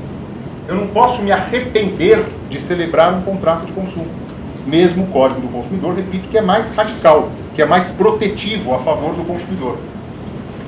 Ora, se o Código do Consumidor não prevê, a questão é, por que o Poder Judiciário tem condenado as empresas incorporadoras a devolver 70%, 80%, 90% do valor e aceitar o imóvel de volta, prejudicando não só a incorporadora, mas os outros adquirentes adimplentes? Porque, obviamente, com o número de devoluções que existe, primeiro, a incorporadora, muitas delas estão quebrando, e segundo, compromete a própria evolução da obra, do ritmo da obra. Porque aqueles outros que estão pagando, aquela verba não é suficiente para subir o prédio. Porque, qual é o fundamento do Poder Judiciário? Nós temos um professor aqui no curso de contratos, muito amigo nosso, excelente desembargador, que é o Loureiro, e ele estava num evento há poucos meses conosco aqui, no INSPER, e a gente falando sobre os extratos, e ele dizendo, a gente no Tribunal de Justiça, ele julga estes casos, a gente interpreta um pouco de forma criativa. E aí eu até comentei, falei, se o Loureiro, que é um desembargador que eu julgo dos melhores, tá certo? Dos mais conhecedores, efetivamente, de direito civil, na parte teórica e prática, professor da casa, e ele faz essa interpretação ampliativa, imagine o resto. Para dizer o seguinte, o Judiciário tem criado norma, porque não há no Código Civil e não há no Código do Consumidor. Então, no momento da aplicação do direito, o Poder Judiciário tem criado uma norma que não existe, para prever a aceitação pela incorporadora daquele imóvel de volta. Esse é um exemplo prático, concreto, pragmático, que está no nosso dia a dia, está na ordem do dia e que pega um pouco do que a gente vem discutindo aqui. Para acabar, existe uma súmula, aqui o direito ele lida com estes dois interesses, quem que ele vai proteger, o consumidor ou a incorporadora e os demais adquirentes. Existe uma súmula do Tribunal de Justiça de São Paulo, encabeçada pelo Loureiro, e por ele, que ele diz efetivamente que a cláusula penal não pode ser criada a desfavor daquele que não, que ao contrato de incorporação ele prevê a pena, a cláusula penal para o adquirente, se ele atrasar. Mas não prevê a pena, a penalidade para a construtora, se ela atrasar. Não, que ela não vai sofrer consequências, mas a pena, a multa, ela não tem. Alguns juízes têm invertido a cláusula penal. E aí tem uma súmula do TJ de São Paulo dizendo que eu posso inverter, eu posso criar cláusula contratual. E nisso ele foi muito bem. O juiz não pode criar cláusula contratual, onde num contrato que não tem, não existe. Só que o STJ entende o contrário. E este assunto está sendo submetido, foi submetido a recurso repetitivo. Vai ser julgado com base na lei de recursos repetitivos. O entendimento do STJ vai vincular o país inteiro. E aí eu fui procurar, fora do Brasil, se existe. Não há, em outra legislação, nem na legislação consumerista de outros países, a previsão de se criar cláusula contratual a favor do consumidor. Existe sim de anular a cláusula abusiva, como tem no nosso. Eu posso anular uma cláusula abusiva, mas eu não posso criar, eu não posso inverter uma cláusula contratual. Então, este é um exemplo que está absolutamente na ordem do dia, que vai ser julgado ainda pelo STJ, e no qual o STJ, não sei qual vai ser o resultado, mas ele pode vir a criar uma norma onde esta norma não existe.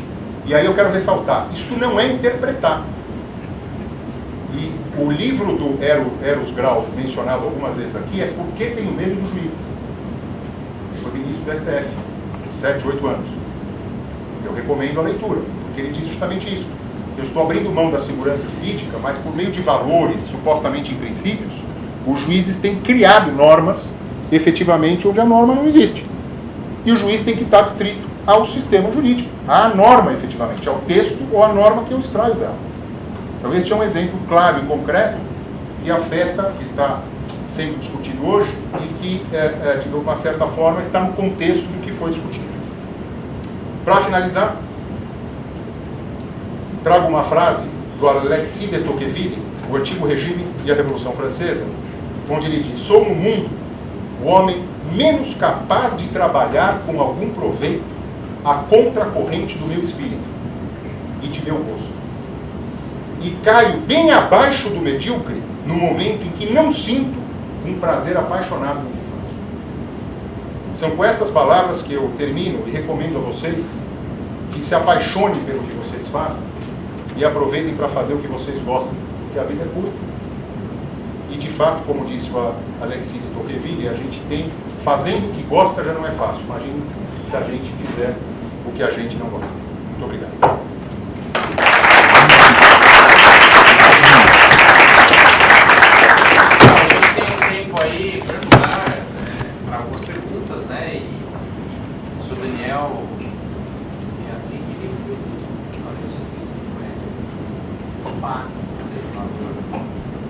O legislador supremo, Deus, alguma coisa assim, a capacidade dele de investigação, coisas fora da caixa, né? Até fotos, né? Agora analisa a foto, a profundidade, é isso. Então, eu parabenizar o professor Daniel aí. E a ideia dessa aula magna é sempre trazer um tema que seja transversal na hora de projetos de intervenções para o curso inteiro, para o retorno de vocês na segunda-feira no seu ambiente profissional. É difícil porque quanto mais complexo os temas, mais difícil escolher um que seja transversal e seguir. Então, parabéns pela escolha do tema, oficialmente. Então, abro aí para pelo menos três manifestações aí para a gente passar a questão ansiosíssimos para estudar economia e contabilidade, então não sei se eu vou me alongar tanto aqui, mas... Alguma pergunta, algum comentário, gente? Pois não. O senhor falou, professor, do que está ocorrendo atualmente com as imobiliárias, né? Com as corporadoras. Aí a gente olha para o texto constitucional e faz aquela interpretação da eficácia horizontal dos direitos fundamentais, a função social do contrato. Isso não seria uma forma do STJ prevalecer essa tese dele? Ele não estaria criando uma cláusula, mas sim interpretando a lei à luz do texto constitucional, à luz de um outro mandamento previsto no Código Civil, que é a função social do contrato? Então, sua pergunta é ótima porque não tem resposta. Mas é o seguinte, alguns vão justificar justamente disso. A questão é o limite. A questão da discricionariedade do juiz, tá certo? Se você for consultar a literatura de algumas centenas de anos, que se discute isso. Quer dizer, o que é interpretar? A doutrina alemã discutiu isso amplamente no século XIX. E alguns diziam o seguinte, não, o juiz não tem que seguir, a lei é instrução, é o juiz que aplica, é o juiz que faz. Outros diziam, não, o juiz é que nem um músico, ele pega a partitura e ele vai tocar na sinfonia que ele quiser. Ribert, na França, dizendo o seguinte, não, essa é a fuga do legislador. Você não pode dar uma norma em branco para o legislador preencher. Cadê a segurança jurídica? Como é que o Poder Judiciário, que não tem membros eleitos pelo povo, vai se sobrepor ao Poder Legislativo, este sim, que tem membros eleitos pelo povo, em que em determinado momento histórico fez uma opção e por vontade política editou um determinado texto do qual você vai extrair a norma? Então veja, é um tema extremamente complexo e a linha entre discricionariedade legal, lícita e arbitrariedade ou o abuso da discricionariedade é tênue. Então, tanto você pode inferir destas normas e preceitos e princípios constitucionais este entendimento, mas a lei não dá essa solução. A opção legislativa, a vontade política do legislador não foi essa. Ele disciplinou. O Código de Defesa do Consumidor, como você bem sabe, tem uma disciplina muito mais radical, a despeito de figurar no direito privado e de disciplinar a relação entre particulares. Mas há uma pressuposição de que esta relação é desigual. E eu só tenho uma maneira de disciplinar. Se é desigual faticamente, eu torno desigual juridicamente as avessas para poder equilibrar. Agora, qual é o limite disso? No Brasil, ficou um pouco na moda. Estou dizendo a sua pergunta, mas ficou um pouco na moda. A função social do contrato. Aí eu brincava, quando entrou em vigor o novo Código Civil, eu falava assim, função social do contrato é uma coisa, socialismo contratual é outra. Número 1. Número 2, função social do contrato não serve para proteger inadimplente quanto mais. Terceiro, hoje tudo é dignidade da pessoa humana. Não, o sujeito não pagou. Não, dignidade da pessoa humana. Imagina, o banco teve lá 3 bi de lucro, por que eu vou pagar? Eu sou pobre, aquilo para mim é importante. Não, dignidade da pessoa humana. Então, eu verifico que é uma discussão que no Brasil ainda está um pouco empobrecida. Aliás, eu digo um pouco mais. Dentro de um contexto de democracia, a nossa é uma democracia um pouco empobrecida, um pouco imatura. Estou dizendo enquanto sociedade. A gente não tem um pouco esse limite. É muito comum você dizer o seguinte, eu vou parar a Paulista na sexta-feira à noite, tem 11 hospitais ao redor da Paulista, pessoas morrendo na ambulância. Não, é meu direito de manifestação. É o meu direito de liberdade de expressão. Será que você tem esse direito de parar a Paulista quando você quer, sem avisar CT? Quer dizer, nós aqui vamos levantar e vamos lá porque o pão de queijo aqui está frio. Nós vamos deitar na Paulista e eu vou parar, por quê? Nós somos alunos do ISPER, tá certo? O pão de queijo está frio, nós vamos fazer uma manifestação. Nós temos esse direito? Aí o sujeito pega a Constituição, não, tá aqui, ó, liberdade de expressão. Tinha um autor inglês que dizia assim, ninguém tem direito de gritar fogo num teatro lotado se fogo não existir, sob o pretexto da liberdade de expressão. As pessoas se pisoteando, morrendo, passando em cima do outro e não tem fogo nenhum. Não, mas eu tenho liberdade de falar o que eu quiser. Será que é isso? Então, eu não vou conseguir responder, obviamente, até dentro de limites temporais, a sua pergunta de forma específica, mas eu vislumbro que tem uma dicotomia de posições aí. Discricionariedade, ótimo. Até que ponto? Fazer o que quiser com base em princípios? Nós vimos julgamentos do STF aqui, foi um, existem outros. Com base nos mesmos argumentos, no mesmo julgamento, dois ministros entenderam radicalmente de forma diversa. E os argumentos são iguais. Então, é uma linha muito tênue. E não quero ser pessimista, mas acho que a gente está caminhando ainda muito vagarosamente para conseguir amadurecer enquanto sociedade, consequentemente enquanto poder judiciário, tá certo? Para poder chegar no meio termo ou apontar o que é isso. Poderia ser feita uma nova palestra aqui, uma nova aula, acerca disso tudo aqui no novo CPC. Poderes do juiz no novo Código de Processo Civil. Eu pensei em colocar aqui, mas a gente não saia daqui hoje. Aliás, vocês vão perder a aula. Então eu falei, não vou pôr. Mas tudo isso aqui pode ser discutido. Pegar o novo CPC, quais são os poderes do juiz? Como vocês têm visto, tem juiz confiscando o passaporte de devedor. Com base num artigo novo do CPC. Ué, se você está devendo para todo mundo, como é que você vai para Paris? Você vai para... Confisca o passaporte. Vai aplicar a reforma trabalhista nessa aprovação. Então como é que faz? Qual que é o limite disso? Eu julgo que é um dos temas mais complexos da atualidade, não sem motivo. Eu procurei repartir humildemente, muito rapidamente, digamos, algumas reflexões acerca do tema, mas eu não consigo te responder de uma forma talvez exaustiva. Uma segunda pergunta pode ser da família. Posso dizer? Oi, por favor. Mais absurdo que possa soar, seria o momento da gente começar a discutir um novo mecanismo de avaliação do judiciário. De avaliação do judiciário? É porque o protagonismo que o senhor citou do judiciário, o judiciário goza de uma autonomia muito grande, né? Muitas vezes temerária, né? E que o próprio título do livro que você será que não é um momento de a gente... Tudo bem, existe a divisão dos três poderes, temos o Ministério Público, existe um sistema. Será que não seria o momento de evoluir esse sistema? Coisa nova? Eu acho que sim, eu entendi o seu ponto. Eu acho que sim, Marcelo. Só tenho medo um pouco, até pelo momento político que vivemos, né? A gente, o Portales, no discurso preliminar ao Código Civil francês, ele dizia: o direito é feito para o homem, não o homem para o direito. Então a gente tem que discutir o direito sempre olhando para a sociedade, o momento atual. Então a minha resposta tem que estar ligada ao momento atual do Brasil. Você está verificando, todos nós estamos verificando, que tentaram fazer o tal do projeto do abuso de autoridade.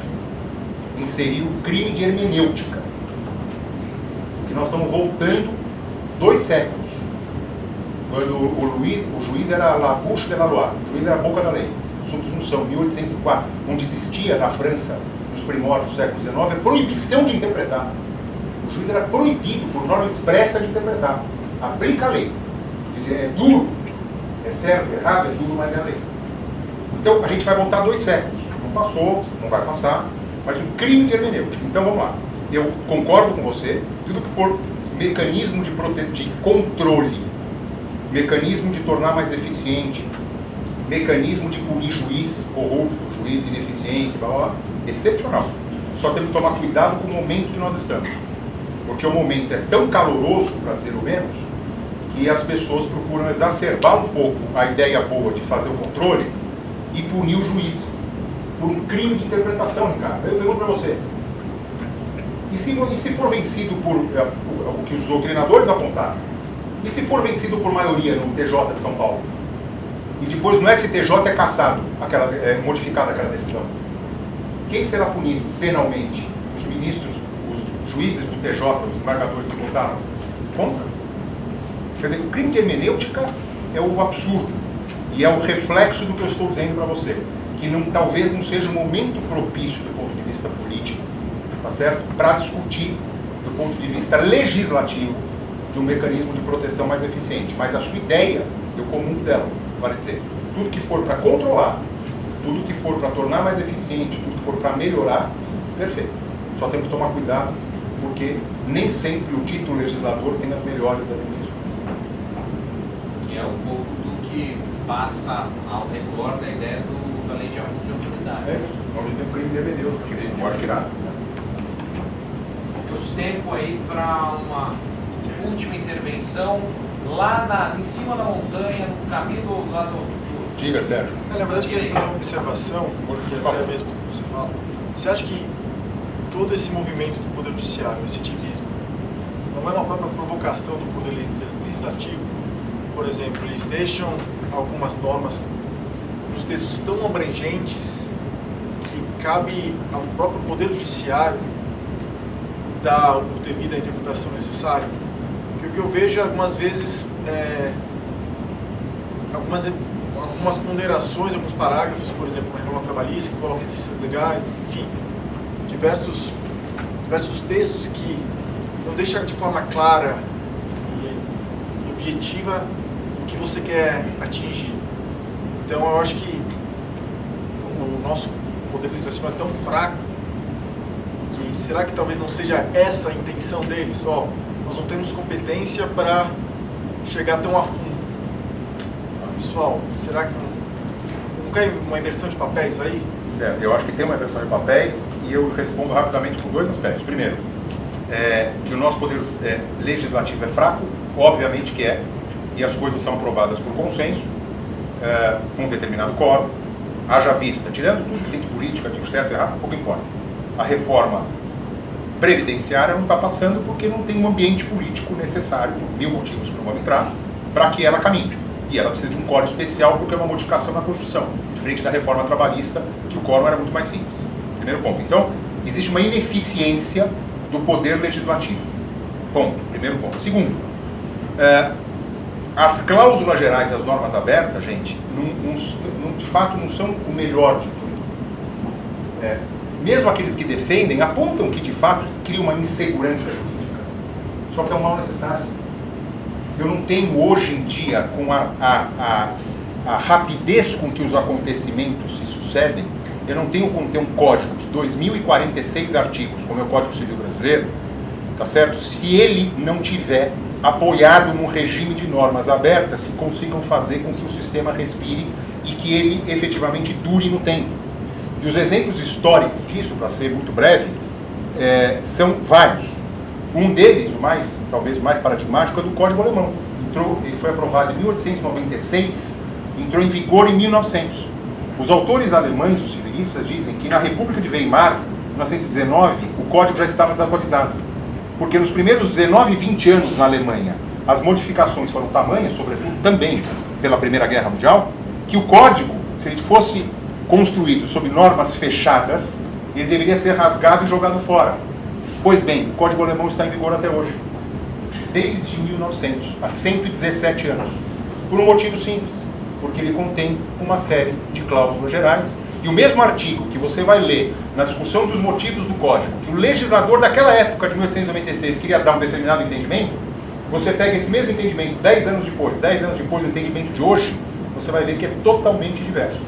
Então, para te responder, para terminar, número 1, tem uma ineficiência sim do Poder Legislativo, sobretudo no Brasil no momento atual, e número 2, existe uma intenção deliberada, não porque seja maravilhosamente bom isso, mas porque não há outra forma de legislar no mundo atual, de deixar normas abertas e conceitos jurídicos indeterminados e cláusulas gerais, sob pena de você ter que fazer um código por mês, um código por ano, quiçá.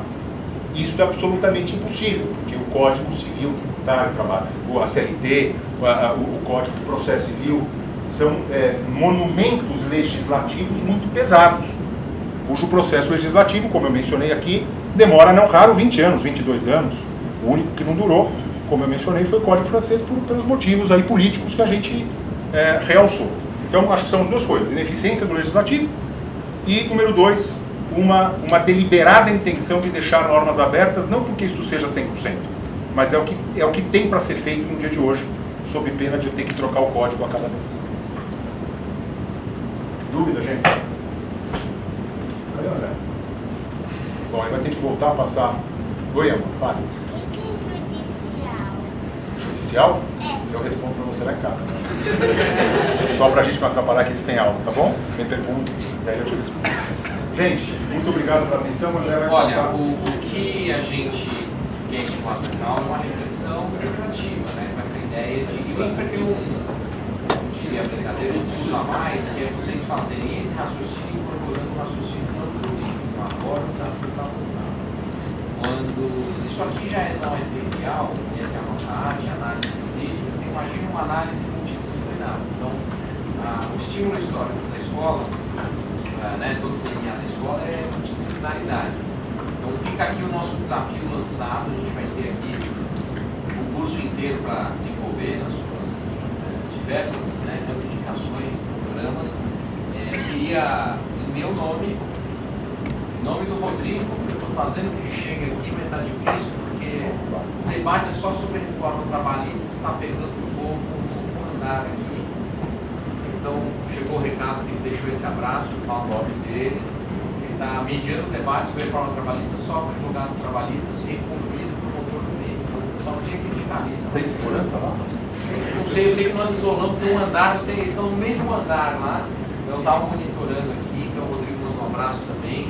Em nome do INSPER, em meu nome, em nome de toda a diretoria, do INSPER em coordenação, toda a sua governança, queria de coração agradecer ao Daniel por toda a paciência, porque aguentar a gente aqui dizendo também, né? Às vezes a gente fala, vamos acabar essa reunião que não aguenta mais. A gente vai, mas a gente exaure, incansável. E eu espero que não só para ele na homenagem, mas vocês na sequência tenha sido plantada aí uma pequena semente que vale para qualquer programa e que vale para qualquer subespecialidade que vocês exerçam a sua profissão. Peço aí uma salva efusiva de palmas para o senhor.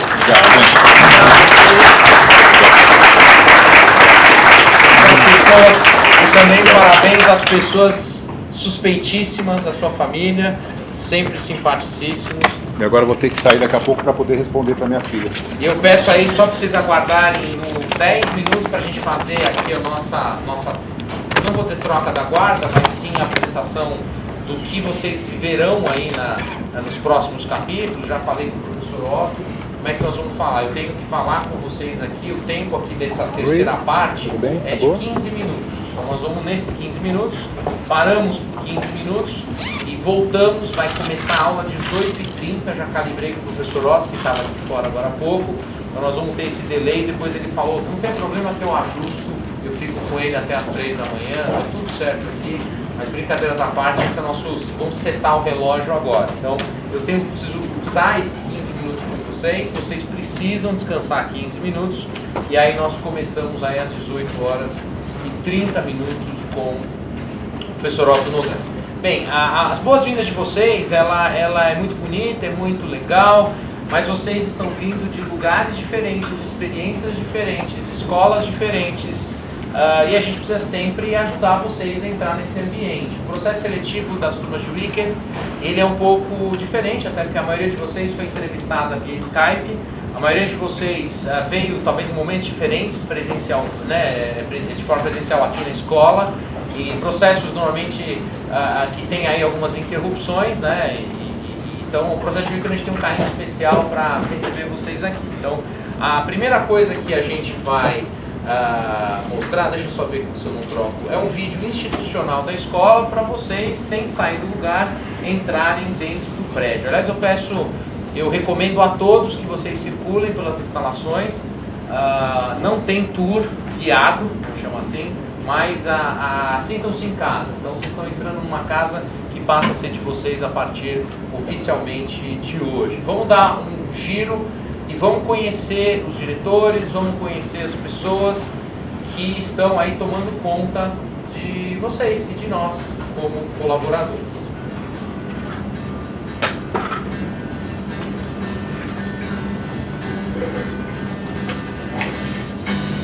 Alunos, bem-vindos. Conhecer a escola é fundamental para você aproveitar ao máximo sua experiência aqui no INSPER.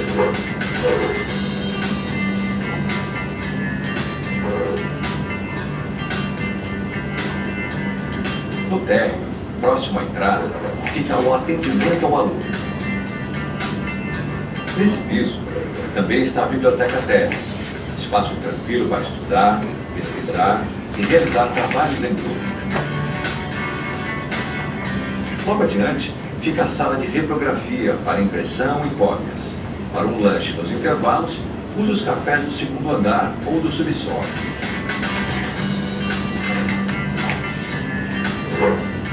O restaurante fica no quinto andar e funciona diariamente. Conhecer o ambiente online é tão importante quanto o físico. Utilize a senha que você recebeu após a matrícula para logar no portal do aluno. Lá você encontrará o webmail, aluno online, Blackboard, calendário acadêmico, painel de oportunidades, além de links para os centros de pesquisa e núcleos. Acesse a página de seu programa e leia o manual. Você encontrará as respostas para dúvidas sobre frequência, provas substitutivas, média global, trancamento de matrícula, entre outros. No portal do aluno, também é possível visualizar o regulamento geral dos cursos de pós-graduação Lato Sensu do INSPER. O Blackboard é um ambiente virtual de aprendizagem.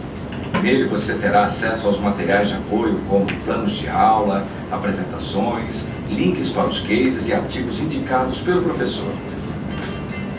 O Blackboard também possui uma versão mobile, que avisa você os principais acontecimentos relacionados ao seu curso. Já o aluno online é a ferramenta para você acompanhar sua vida acadêmica e financeira dentro da escola. No INSPER, seguir o código de ética é fundamental para estreitar seu relacionamento com a escola. Por isso, fique atento, leia a cartilha de plágio e responda ao quiz dentro do prazo. Se tiver dúvidas ou dificuldades de acesso, procure nossa equipe de TI no helpdesk do segundo andar. O Núcleo de Carreiras do INSPER promove atividades, eventos e canais de atendimento visando o desenvolvimento profissional dos alunos, fortalecendo o networking. Já o SEMP, nosso Centro de Empreendedorismo e Inovação, promove eventos e palestras voltados para profissionais inovadores que desejam transformar os sonhos em realidade. Como você pode observar, no INSPER, sua rotina será intensa. Você contará com uma diversidade de ferramentas e serviços para que você entregue seu TCC no prazo, conclua o curso com uma excelente média global e, assim, poderá celebrar sua formatura com seus colegas. Trabalhamos para apoiar o seu crescimento pessoal e profissional. Aproveite ao máximo sua experiência em INSPER.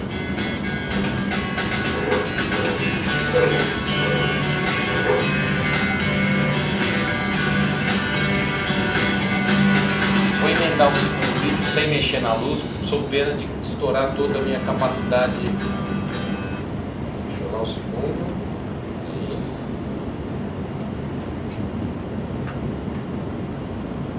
Os meus assistentes aqui não estão na sala, então está muito bom.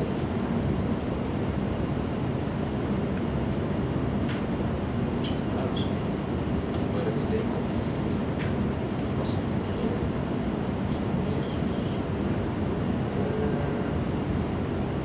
Agora estou ao longo do lugar, literalmente.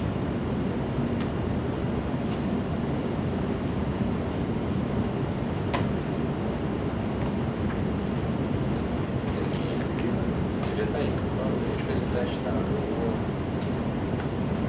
Eu vou inverter, então eu vou mostrar o vídeo na abertura da aula do Octus, acho que é melhor para a gente não desgastar aí, não fazer aí a passagem errada aqui. São dois vídeos, um deles é de serviços e outro é de que a escola faz fora do que você vai fazer na sua sala de aula. Então, eu vou explorar esse vídeo primeiro e a gente faz só depois, aí faço a apresentação e na volta nós retornamos com esse vídeo de governança, ou que a escola tem feito. Esse primeiro vídeo, aliás, a Kelly, que acabou de passar aqui, a Kelly é assistente de experiência INSPER, acabou de mandar um e-mail para vocês, e ela que vai acompanhar vocês durante o curso.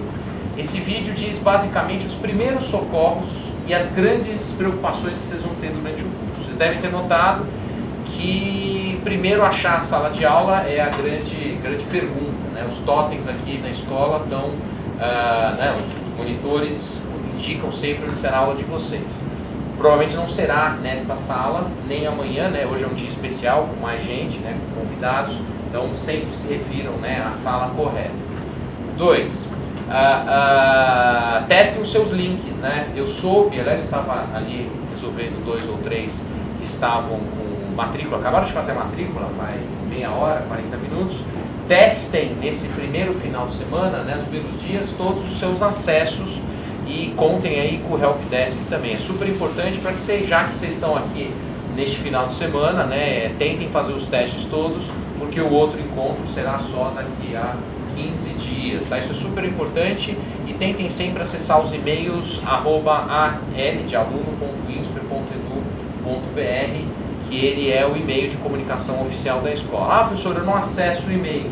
Redirecione o seu e-mail, tem uma forma para o e-mail que você utiliza. Isso é um manual de primeiros socorros. Terceira coisa que a gente sempre fala, a Kelly me deu a dica aqui, tem uma atualização do vídeo que eu mostrei para vocês, que é o restaurante. O restaurante entrou em obras, né, o 5º andar entrou em obras há alguns dias, então é o único reparo que tem no que vocês assistiram. Pela atualidade dele, aconteceu aqui há uma semana esse início de obra. Então, a Kelly vai ajudar vocês a assessorar, principalmente no dia de amanhã, né, que vocês vão passar o dia todo aqui, onde almoçar, etc. Tem aí as dicas, né, bem próximas aqui desse prédio, e tem uma casa com pão de queijo ali no térreo também, para quem já viu, muitos eu já vi que já conheceram sem precisar do guia. Então, nós vamos ter um tempo de algumas perguntas para vocês nos provocarem sobre o manual de primeiros socorros. Vocês têm alguma pergunta com relação à parte operacional? Estou vendo que alguns já estão com o livro em mãos, né? Então a Fernanda ali já está lido, né, Fernanda? Já está lido. O problema do livro é o seguinte: chegou, a gente tem a presunção de que vocês tiraram o plástico, né? Não tiraram o plástico. Começamos aí os livros, né, da disciplina. Professor Rodrigo Rebouças, deixa eu apresentar oficialmente. Professor Rodrigo, obrigado, aí conseguiu vir, ele estava no debate sobre direito do trabalho. Então, professor Rodrigo, é bom que eu já aproveito e passo a bola para ele, a gente só mostrou o vídeo de governança, tá? Professor Rodrigo, vou aproveitar para apresentá-lo e a gente faz o intervalo. Quem tiver dúvidas, por favor, já direcione para nós dois aí, que a gente pode ajudar, do seu ponto de vista, né, de primeiros socorros. O professor Rodrigo, ele é professor já há 5 anos na escola, no curso de contratos, passou a ser no curso do LLC, melhor dizendo, passou a ser professor orientador do curso de contratos e há 1 mês e meio assumiu a coordenação junto com a gente. Nós vamos cuidar aqui de todos os cursos, são vários os cursos que nós temos hoje. Nós temos hoje 5 cursos de pós-graduação, nós temos 9 cursos de curta duração.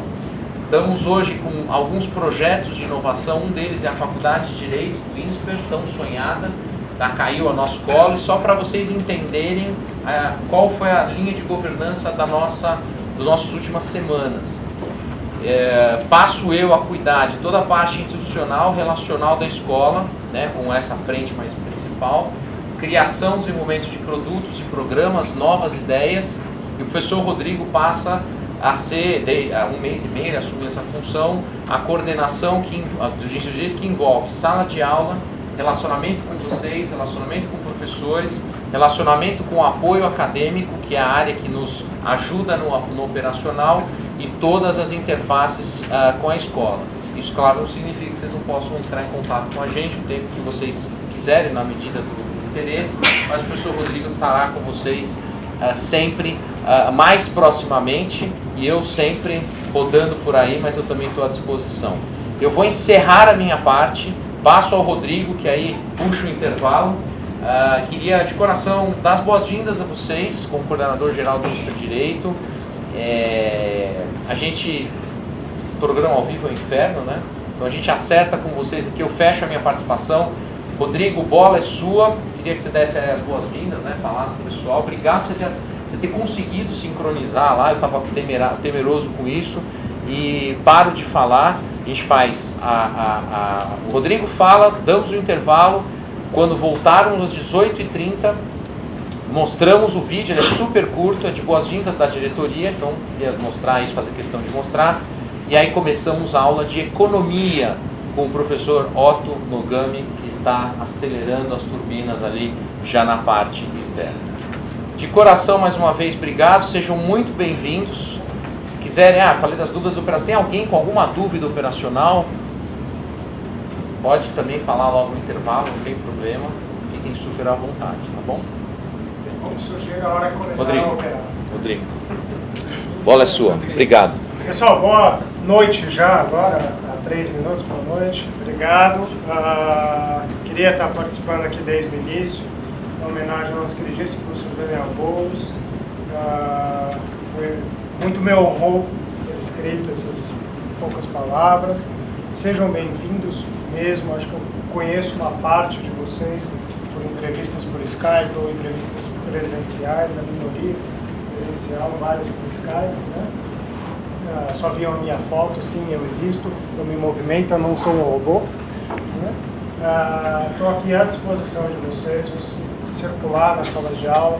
Não estranhem se eu entrar em sala de aula, assistir um pedaço da aula, é justamente para estar mais próximo e fazer com que vocês tenham uma melhor experiência em INSPER. Ok? Contem comigo sempre. Vou deixar aqui o meu e-mail também de acesso. Já passou o vídeo de serviços? O serviço sim, só aquele institucional que eu me atrapalhei. Para quem precisar depois, é Rodrigo fr1@insper.edu.br. Além do presencial, e-mail, pode ligar também. Aos sábados a gente ainda está definindo, eu e o André, alguma escala de revezamento para que um de nós dois esteja aqui a maior parte dos sábados possíveis, né? Mas sextas-feiras sempre estaremos aqui, ok? Vocês tenham uma excelente experiência em INSPER. Essa junção das turmas, aqui teremos turmas societário e tributário, um excelente momento para compartilhamento de conhecimentos, de vivências. Temos, se não me falha a memória, as 5 regiões do país aqui representadas, o que gera um debate mais rico e uma experiência mais rica ainda para vocês. Aproveitem esse network e carreguem isso para a vida, porque o conhecimento é uma carga que vocês vão ter que pertence a vocês, né? Independente da empresa, escritório ou fase profissional que esteja. Ok? Sejam bem-vindos. Obrigado, gente. E vamos dar então aí um intervalo, a gente está aqui à disposição para bater papo. Nós vamos voltar para a mesma sala, tá? Se quiserem deixar as suas coisas aqui, tem lanche aqui, quem quiser fazer um upgrade, tem a Casa do Pão de Queijo, né, que é o mais próximo. Vamos combinar entre nós, 18h30 aqui, é o tempo do professor Otto entrar, a gente deixar tudo certinho e voltarmos aí com a primeira aula do curso. Gente, obrigado mais uma vez, até daqui a pouco. Obrigado.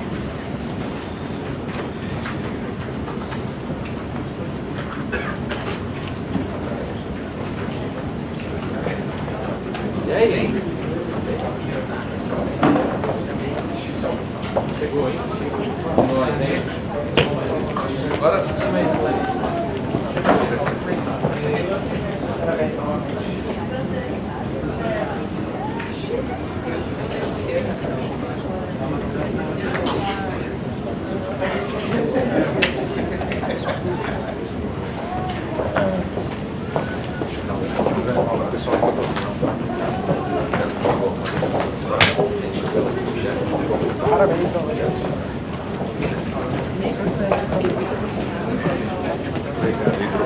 Acabou de trocar, vai dar aqui com a Daniela.